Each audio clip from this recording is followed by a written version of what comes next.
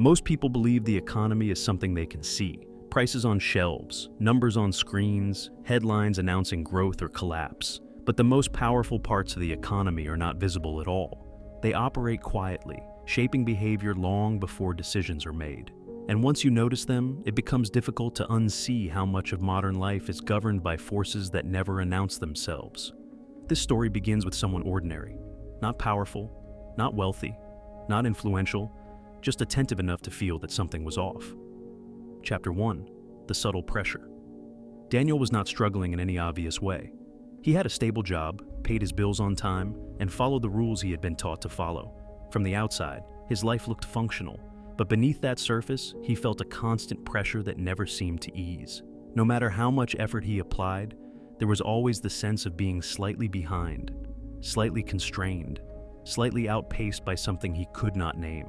He noticed it in small moments, the hesitation before making purchases, the quiet anxiety that appeared without warning, the sense that his choices were narrower than they appeared. Daniel assumed this feeling was personal weakness, a lack of discipline, or perhaps simply the cost of modern life. What he did not yet understand was that the pressure he felt was not accidental, and it was not personal.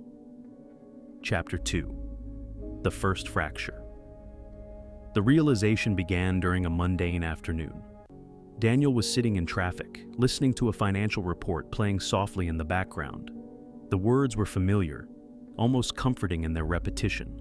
Growth rates, employment numbers, market confidence. But something struck him as strange. The language described stability, yet everyone around him appeared tense, hurried, and exhausted. That contradiction lingered.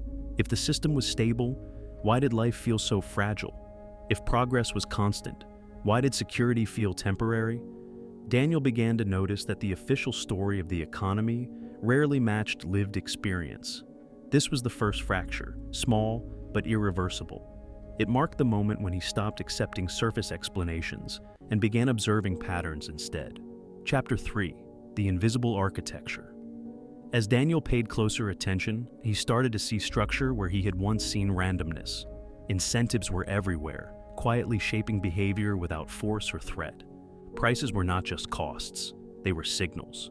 Debt was not merely borrowed money, it was a timeline imposed on future decisions. Convenience was not neutral, it directed attention and limited alternatives. He realized that the economy did not rely on coercion to function, it relied on predictability. Systems were designed not to control people directly, but to make certain choices feel inevitable. People were not forced into patterns, they were guided into them through subtle rewards and quiet penalties. This invisible architecture did not need to be announced because it worked best when unnoticed. Chapter 4. The Cost of Unawareness. Daniel reflected on his past decisions with new clarity. He saw how often his choices had been reactions rather than intentions. He worked longer hours, not because he wanted more, but because stagnation felt dangerous. He spent money not for pleasure, but to relieve tension. He avoided silence because it left room for uncomfortable questions. The system thrived on this unawareness. When people believed their stress was personal failure, they worked harder without questioning the structure. When they believed exhaustion was normal, they stopped resisting it. Daniel understood that ignorance was not a flaw in the system, it was a requirement. Chapter 5. Discipline as distance change did not come quickly or dramatically. There was no sudden escape or rebellion. Instead, Daniel began to create distance. He reduced consumption not as an act of denial, but as observation. He paid attention to his reactions before acting on them. He allowed silence to return to moments that had once been filled with noise. This discipline was not loud. It did not announce itself. It was internal and restrained. By slowing down his responses, Daniel regained something the system quietly removed: choice. He was no longer fully predictable. And unpredictability, he realized, was a form of freedom. Chapter 6. Seeing without reacting. Over time, Daniel's perspective shifted. The economy no longer felt like an overwhelming force pressing in from all sides. It became a landscape he could navigate rather than a tide he had to fight. He saw how fear accelerated spending, how urgency shortened thinking, and how distraction weakened resolve. He understood that the most powerful economic lever was not money itself, but attention. Where attention went, behavior followed, and where behavior followed, outcomes solidified. By guarding his attention, Daniel quietly stepped outside many of the system's automatic responses. Chapter 7. The Quiet Advantage. Daniel did not become wealthy overnight.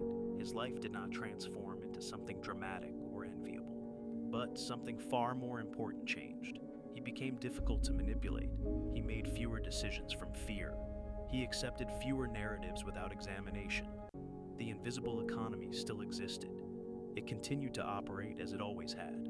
But it no longer owned his internal world. And in that separation, Daniel discovered a quiet advantage that rarely appears on balance sheets or reports. The advantage of awareness, the advantage of restraint, the advantage of seeing. Most people will never notice the economy they cannot see. They will feel its effects and mistake them for personal shortcomings.